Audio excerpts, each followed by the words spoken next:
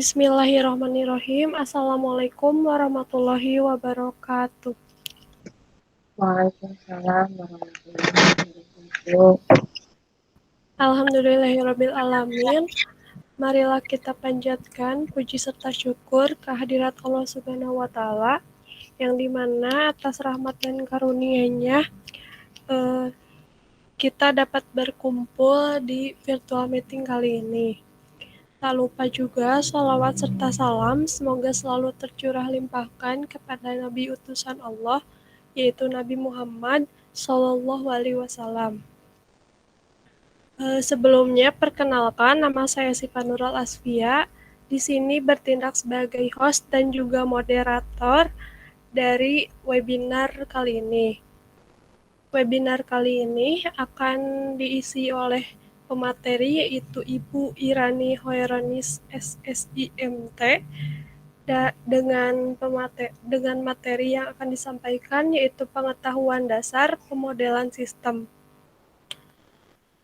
Untuk mengefisienkan waktu, langsung saja kita buka acara pada hari ini dengan bacaan basmalah. Bismillahirrahmanirrahim.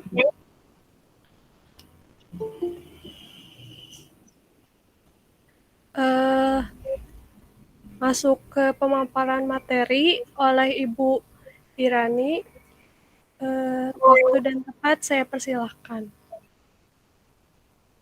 Baik, terima kasih Siva yang sudah memperkenalkan saya untuk menyampaikan materi pada hari ini.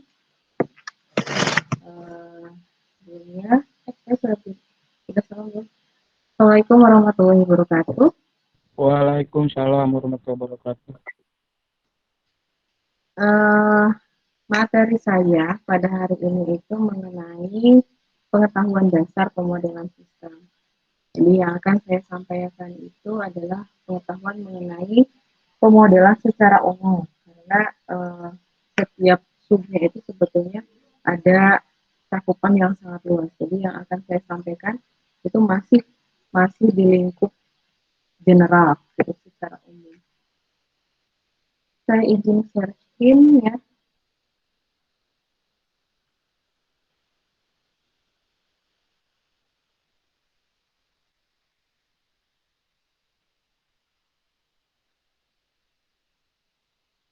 Oke, kita mulai. Ini waktunya berapa menit sih, Pak? 45 menit, Ibu. Oh, lama ternyata ya. Saya hanya mengerjakan. Kirain tuh 25 menit, Ibu, maaf. Oh iya, 25 menit. Saya ingatnya antara 20, 25, apa 30 menit gitu. Jadi hanya menyiapkan hampir 10 slide. Slide itu lebih banyak gambar gitu. Jadi bukan pemaparan menggunakan kata-kata segala macam. Jadi meskipun 10 slide tapi diisi dengan banyak gambar. Baik, kita mulai saja. Materi saya mengenai pemodelan sistem. Di sini sebetulnya ada DRH, tapi itu di pertemuan sebelumnya kayaknya sudah disampaikan juga, jadi saya pikir tidak perlu disampaikan lagi. Ini gambaran dari apa yang akan saya sampaikan pada hari ini, mulai dari pengenalan pemodelan sistem, dari definisi, kemudian kriteria, kemudian dasar pemodelan ya, ada dasar pemodelan, ada prinsip pemodelan, ada klasifikasi, ada stakeholder, dan subjektivitas model. Jadi yang akan disampaikan itu benar-benar dalam bentuk general, dan kalau kemarin saya sampaikan formal method itu adalah salah satu bentuk dari klasifikasi model di sini. Jadi hanya sebagian kecilnya saja. Kita mulai pada definisi.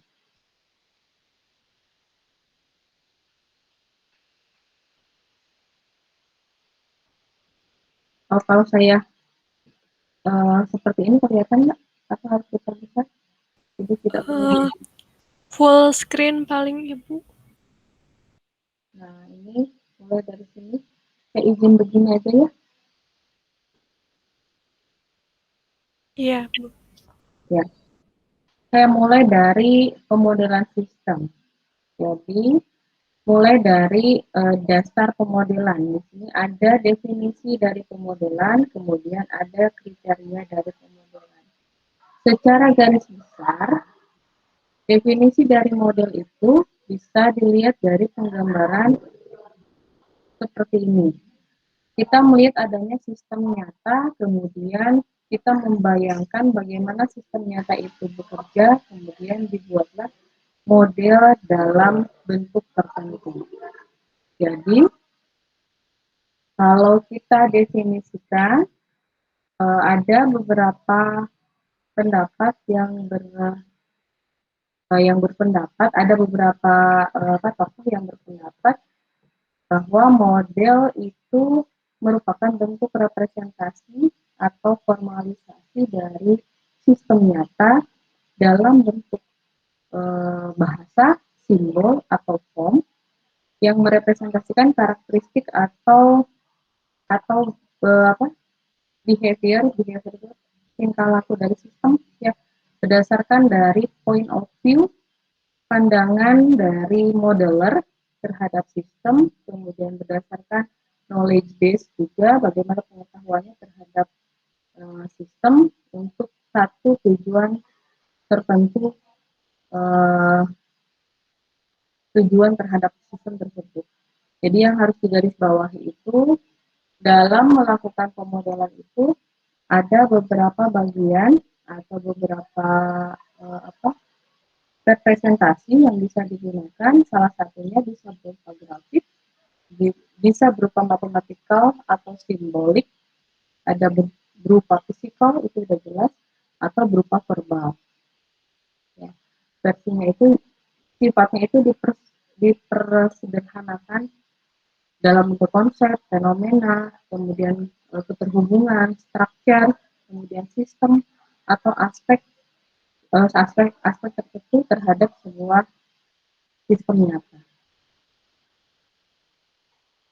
Jadi secara sederhana dideskripsikan khususnya dalam bentuk matematika gitu, model matematika dari sebuah sistem atau proses itu bentuknya adalah kalkulasi yang mengassist dan prediksi. Gitu. Kalau sudah pernah masuk beberapa mata kuliah matematika itu, kita sudah tahu bahwa dalam penyampaiannya itu ada bentuk model matematika, kemudian ada bentuk prediksi, kemudian ada bentuk simulasi. Nah itu nanti ada muncul di klasifikasi. Ya, jadi secara sederhananya itu model itu adalah suatu representasi atau formalisasi suatu sistem nyata dalam bahasa, simbol, atau bentuk tertentu yang mewakili karakteristik dan perilaku sistem sesuai sudut pandang dan dasar pengetahuan pemuda dalam tujuan mempelajari sistem. Jadi kalau dilihat dari gambar itu, kita seakan-akan melihat sebuah sistem secara nyata, kemudian kita membayangkan bagaimana sistem itu berjalan, dan kita membuat model dalam bentuk yang lebih sederhana, dan model itu nanti akan kita ubah atau kita modifikasi dalam bentuk tertentu sehingga tujuan dari penggunaan model itu bisa merepresentasikan sistem nyata yang kita harapkan. Nah, kenapa kita harus melakukan pemodelan? Di dalam sistem nyata, terkadang bentuknya itu lebih kompleks, sehingga diperlukan adanya pemodelan. Kemudian, sistem nyata biasanya masih dalam bentuk hipotesis. Hipotesis kan berarti kesimpulan sementara. Ada satu harapan, kemudian dibuat sebuah hipotesis, kemudian akan dilakukan pembuktian terhadap hipotesis itu. Nah, hal seperti itu membutuhkan pembuktian yang lama, kemudian dalam sistem nyata masih bentuknya seperti itu, sehingga diperlukan satu bentuk pemodelan. Mau itu dalam bentuk matematika atau seperti apa. Kemudian tidak memungkinkan untuk melakukan eksperimen secara langsung. hingga dibuat pemodelan. Misalkan seperti pembuatan kita melihat ada tata surya matahari yang begitu besarnya, dan kita tahu China sedang membuat sebuah model yang mendekati kondisi matahari yang secara nyata kita lihat di lapangan. Kemudian model merupakan representasi ideal dari suatu sistem untuk menjelaskan perilaku sistem karena mampu menunjukkan elemen-elemen terpenting dari sistem. Nah, itu kemudian adanya modifikasi dan verifikasi terhadap model lebih mudah dan murah dibandingkan bila diterapkan pada sistem nyata. Jelas sekali ya, karena model itu kan akan merepresentasikan sistem nyata. Kemudian adanya kriteria dari pemodelan. Kriteria dari model itu yang pertama akan mengandung semua variabel penting yang relevan.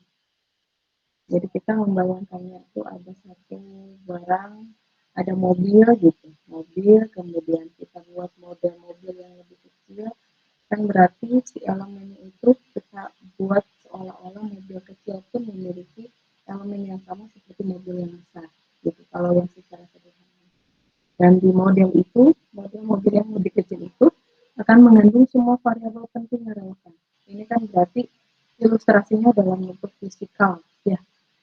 Model merupakan representasi penyederhanaan dari sistem. Sehingga untuk membuat model, variabel penting haruslah terkandung di dalamnya agar representatif. Jadi harus dilihat variabel penting yang relevan apa saja yang akan masuk ke dalam model. Kemudian kriteria model yang kedua cukup sederhana, karena model yang terlalu mendetail akan membuat penyelesaian permasalahan lebih luas dan lebih rumit. Dan kalau misalkan dibuat terlalu sederhana pun, itu akan membuat model kurang representatif. Kemudian, ada kriteria model yang ketiga, memudahkan pengertian sistem. Dalam model yang baik itu dapat menggambarkan apa saja yang berada di dalam sistem. Bagaimana perilaku sistem, ya, terus mengapa dan untuk apa proses dalam sistem itu terjadi. Kemudian kriteria yang selanjutnya mengembangkan alternatif keputusan yang dapat diambil. Nah, adanya pengembangan model ini akan terdapat variabel kontrol yang dapat dikendalikan oleh pemakai, memungkinkan dilakukan eksperimen pada model untuk mendapatkan sistem yang optimal sebelum diterapkan. Kemudian kriteria selanjutnya tingkat generalisasi yang tinggi. Pada suatu model itu jika memiliki tingkat generalisasi yang semakin tinggi akan memungkinkan model untuk menyelesaikan permasalahan yang lebih luas. Biasanya seperti itu. Kemudian mekanisme transparansi. Nah, model yang menerangkan bagaimana perilaku sistem yang ditujukan oleh elemen penyusunnya akan berinteraksi di dalam sistem maupun dengan lingkungannya dan memberikan gambaran yang menjelaskan bagaimana mekanisme model dalam menyelesaikan permasalahan. Kemudian potensial untuk dikembangkan. Nah, model tadi ada model yang representatif, kemudian model tersebut diuji, ya, model yang representatif dan telah diuji tersebut akan mengundang untuk dikembangkan pada permasalahan yang lebih kompleks, nah, pada tingkat generalisasi yang lebih tinggi atau sistem yang lebih besar. Kemudian peka terhadap perubahan asumsi. Nah, model yang mempunyai variabel umpan balik yang baik nanti pasti mampu untuk menyelesaikan masalah jika terdapat perubahan asumsi. Nah, jadi model itu itu sebagai tindakan itu. Kemudian kita lihat di sini dalam prinsip pemodelan ada beberapa prinsip yang harus dipegang, yaitu adanya elaborasi, kemudian iteratif dan sinektik. Apa itu elaborasi? Elaborasi itu seperti jadi penggarapannya itu secara cermat gitu. Jadi tahapan pada seseorang yang melakukan analisis kemudian berusaha untuk memperdalam kemampuannya secara terus-menerus melakukan pembelajaran. Ya, karena kan dalam melakukan pemodelan itu kita akan melakukan analisis terhadap sistem. Ya, sifatnya itu biasa kalau elaborasi berarti penggarapannya tekun dan cermat. Itunya apa kata kuncinya? Kemudian yang kedua adalah iteratif. Iteratif sifatnya itu kan berarti iterasi ya.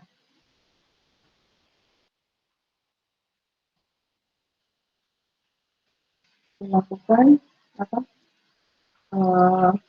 Iterasi itu iterasi ya. Melakukan iterasi gitu terhadap orang. Kemudian yang ketiga adalah sinektik. Sinektik itu istilahnya adalah analogis. Nah, metode yang dibuat biasanya mengembangkan pengenalan masalah secara analogis. Nanti di klasifikasi itu ada metode analogis. Di situ ada 4 tipe analogi. Nah, ada analogi personifikasi. Nah, ada di sebelah sini. Kemudian klasifikasi. Ada model analog. Ada analogi personifikasi, ada analogi langsung, ada analogi substitusi, kemudian ada analogi fantasi.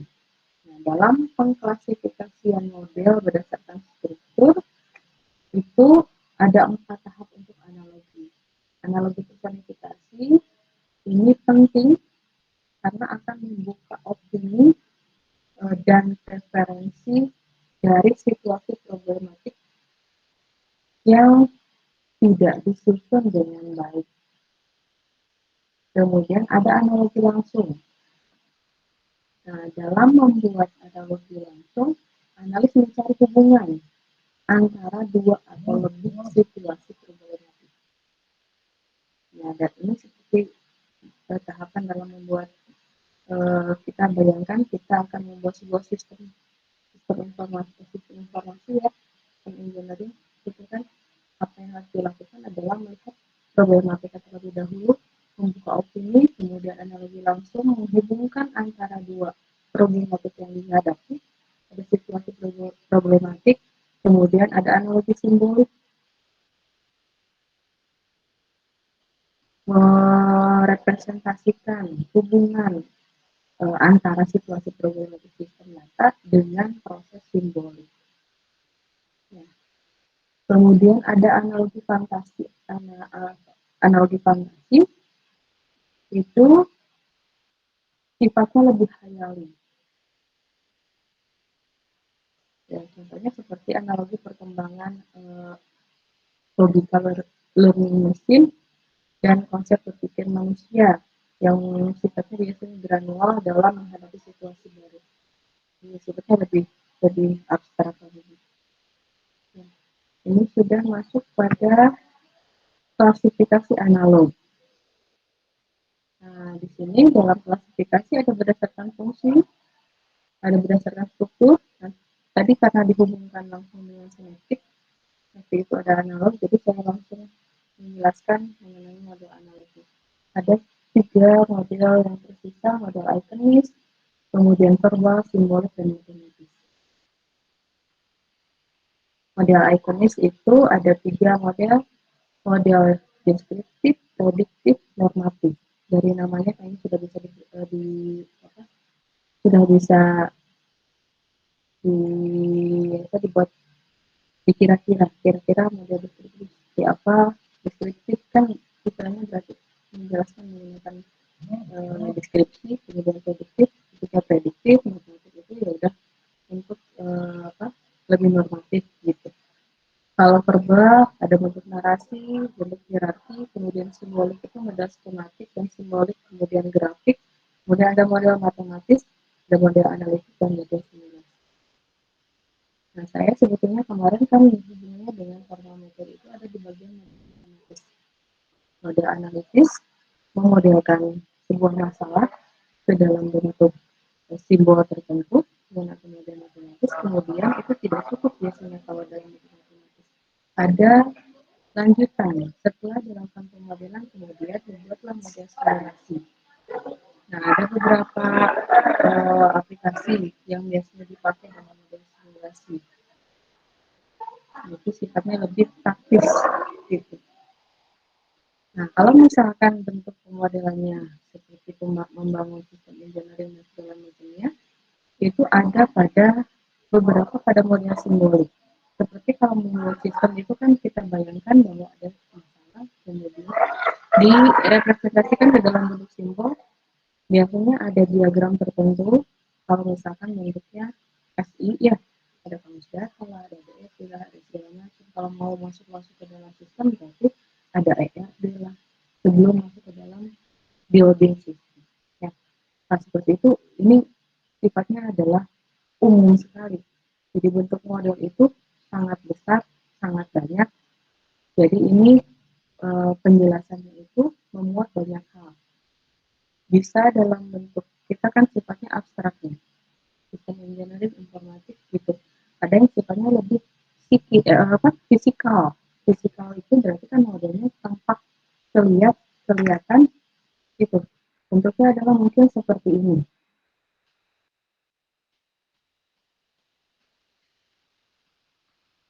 Nah, ada model pertama itu mobil. Mobil itu dirangkai. Di sini ada apa saja. Tadi menggunakan model analogi, mulai dari analogi perspektif, kemudian analogi langsung, kemudian analogi sebelum fantasi, analogi substitusi, kemudian fantasi. Ya, jadi kan personifikasi itu kan berarti menghimpun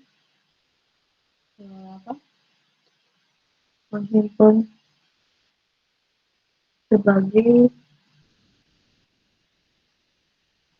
opini atau preferensi, ya, preferensi awal. Jadi dalam membangun mobil itu berarti perlu apa saja yang dibangun. Gitu. Kemudian dalam itu ada analogi langsung di dalam membangun opini tersebut ada keterhubungan antar dua atau situasi. Dan dalam mobil itu berarti dia perlu adanya starter untuk menghidupkan mobil. Kemudian ada persneling, gas, rem itu untuk mengendalikan mobil. Kemudian ada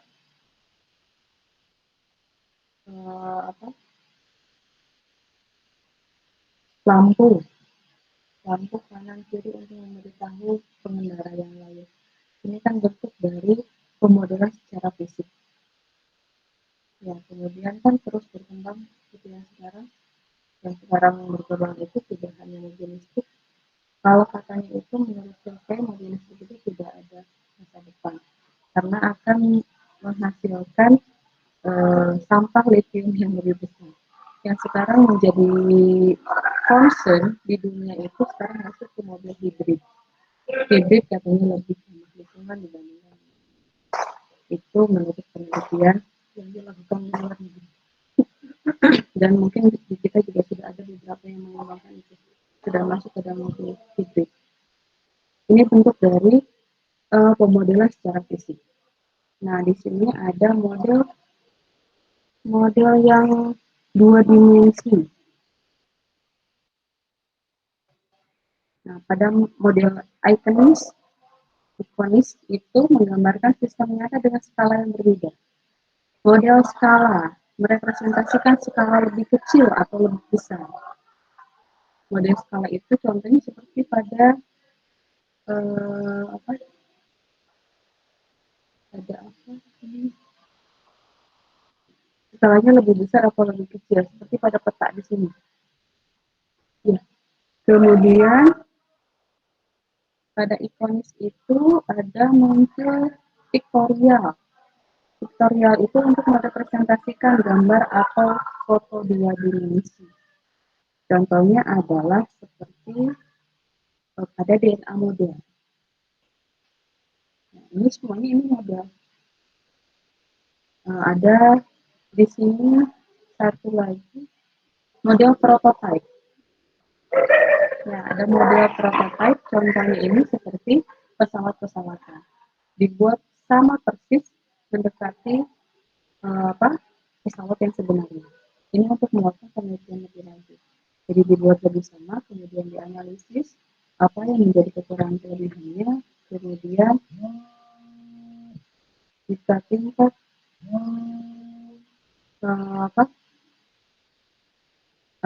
jika ketika dilakukan penelitian kemudian berhasil pada satu titik, berarti akan direpresentasikan ke dalam kondisi nyata. Nah, ini bentuk-bentuk dari model robotik, kemudian model untuk mencoba mobil, melihat ketahanan dari mobil. Bagaimana jika ada manusia di dalam mobil, kalau misalkan kan kita manusianya sendiri dijadikan sebagai alat untuk mencoba mobil tersebut, itu akan membahayakan sekali. Makanya dibuatlah model untuk mencoba seperti nyata, jadi menyamakan dengan kondisi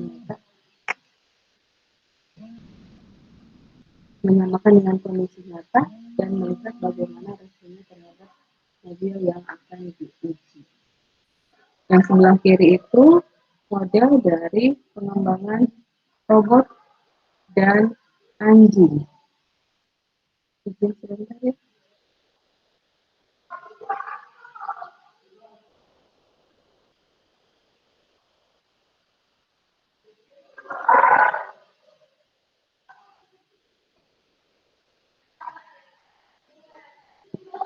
Nah, ini untuk melihat sebenarnya bagaimana kita melihat sebuah model.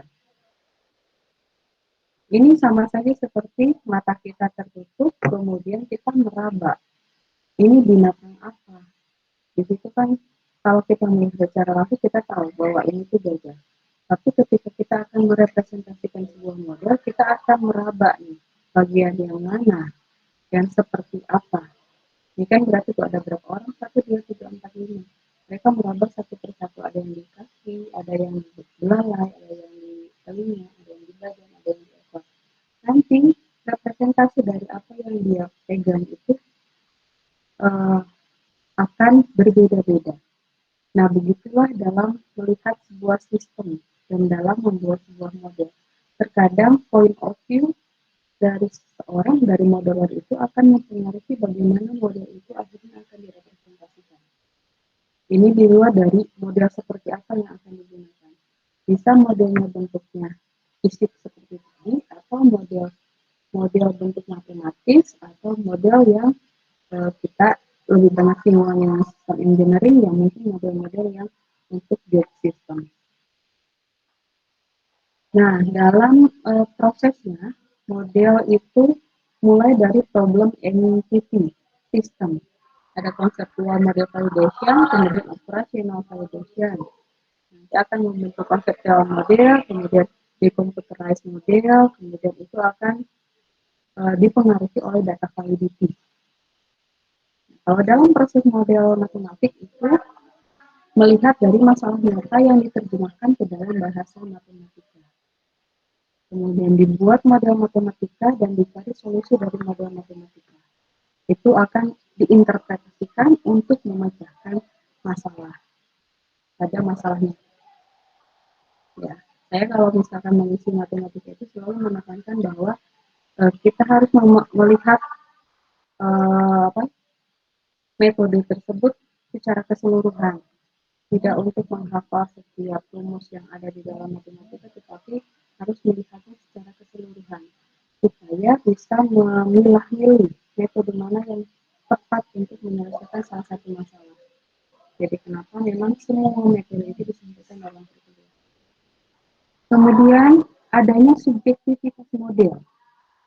Ini menjelaskan tadi banyaknya orang yang memegang gajah, mereka tidak akan mengatakan bahwa itu gajah karena satu orang dia memegang badannya, mungkin dia akan berpendapat bahwa dia memegang uh, orang utan atau apa gitu.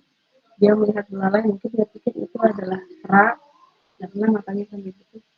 Kita melihat masalah dan model juga seperti itu. Jadi seperti yang kita lihat di sini ada dua gambar. Bagaimana kita melihat subjektivitas terhadap model itu adalah seperti ini.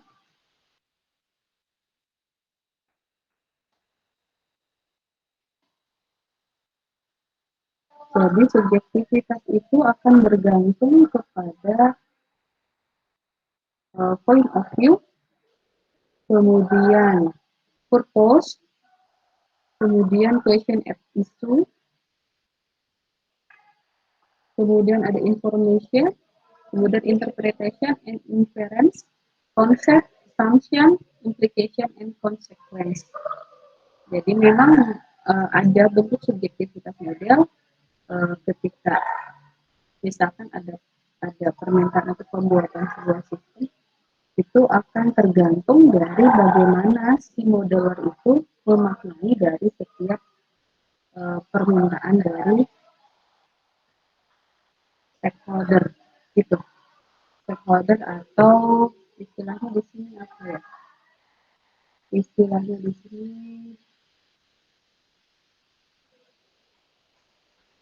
sistem owner. Stakeholder dari pemodelan itu sistem owner, sistem user, sistem customer, dan sistem analis.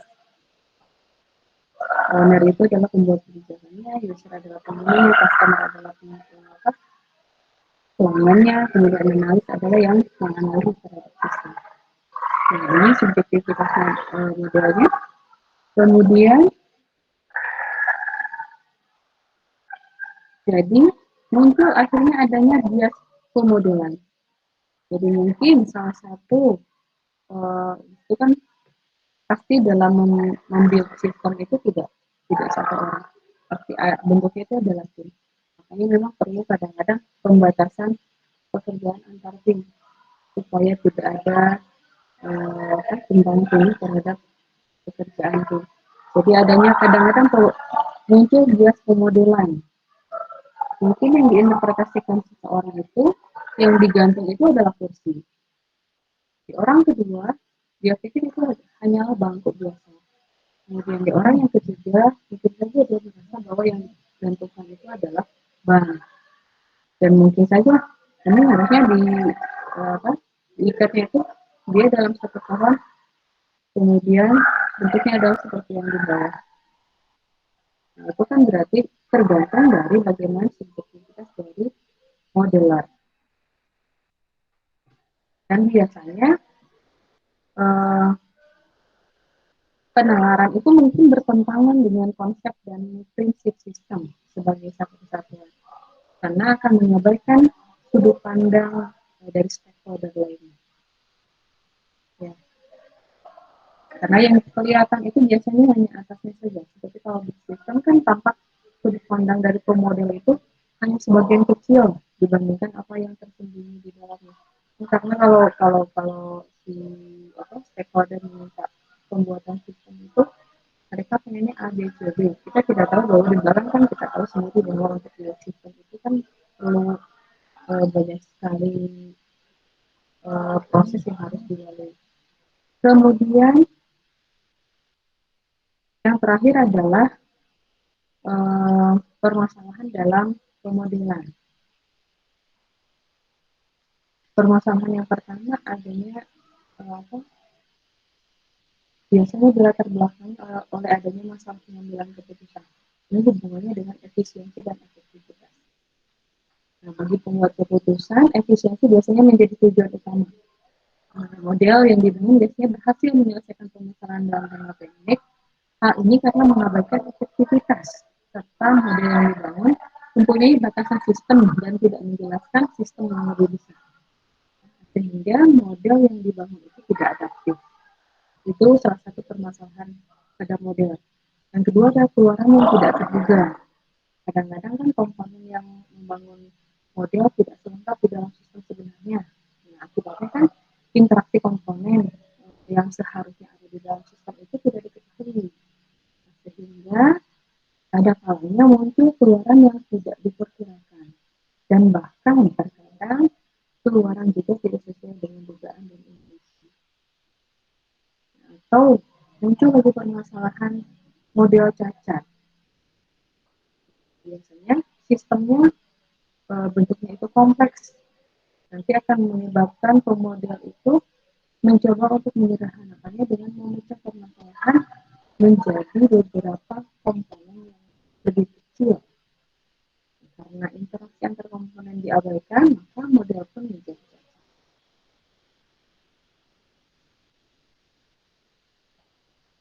Kemudian muncul lagi nanti ada perangkat pemodelan. Karena ada perubahan pada kondisi sistem, maka muncul terdapat elemen sistem yang tidak masuk dalam model. Itu salah satu perangkat pemodelan. Dan harusnya memang dalam melakukan pemodelan juga itu harus ada pembatasan. Kemudian terdapat interaksi antara elemen yang belum termuat dalam model. Itu dimasukkan, tetapi ada beberapa elemen yang belum dimasukkan. Kemudian batasan modelnya nanti terlalu sempit. Perbedaan antara asumsi model dengan yang terjadi di sistem nyata itu menjadi berbeda. Jadi dalam melakukan pemodelan sistem itu yang harus utama itu adalah tetap fokus, tetapi tetap memiliki pikiran terbuka. Ya, tetap fokus, tetapi tetap membuka pikiran. Membuka pikiran maksudnya kan tetap dalam membangun itu pasti ada kekurangan, kelebihan, kemudian ada masukan dan yang lainnya, tetapi tetap harus fokus terhadap intinya. Nah, yang terakhir adalah beberapa hal yang harus diingat dalam melakukan pemodelan. Nah, pemodelan ini kan bukan langkah akhir, melainkan dia menjadi alat bantu untuk menyelesaikan masalah di dunia. Nah, pemahaman masalahnya itu harus tepat untuk menghindari hasil pemodelan yang bernilai terbatas. Karena pemodelan bentuknya hanya penyederhanaan permasalahan yang sebenarnya.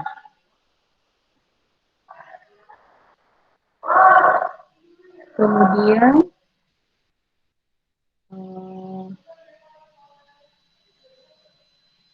disinilah perlu adanya formulasi matematis. Ini akan menunjukkan fungsi interaksi dari variabel bebas yang telah diuji tentunya validasinya. Nah, model matematis itu biasanya mampu mendeteksi adanya anomali yang mungkin terjadi.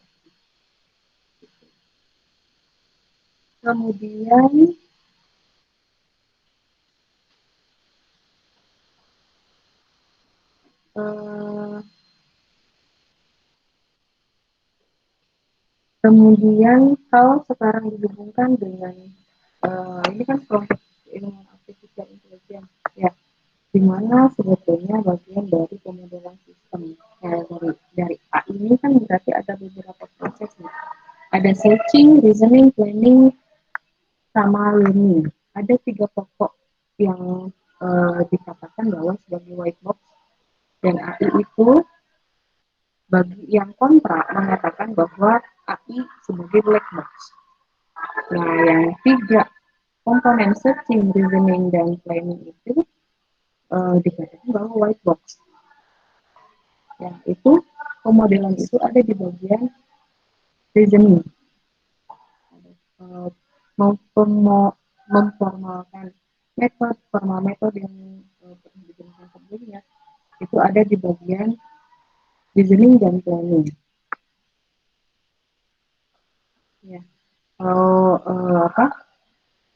itu salah satu teknik AI klasik. Jadi saya membaca beberapa buku sebetulnya ada di mana posisi dari pemodelan ini. Itu adanya di bagian AI klasik atau searching, reasoning, dan planning yang sifatnya bisa ditelusuri atau traceable. Keputusannya bisa dilakukan secara jelas. Karena dalam pemahaman AI klasik itu akan memerlukan pengetahuan dari ahli di bidang yang sesuai dengan kasus yang dihadapi atau domain expert. Kalau yang black box itu di sini AI modern itu ada AML, machine learning, deep learning, dan evolutionary machine learning. Sifatnya katanya black box, gitu, yang tidak memerlukan pengetahuan domain expert, hanya memerlukan data yang sudah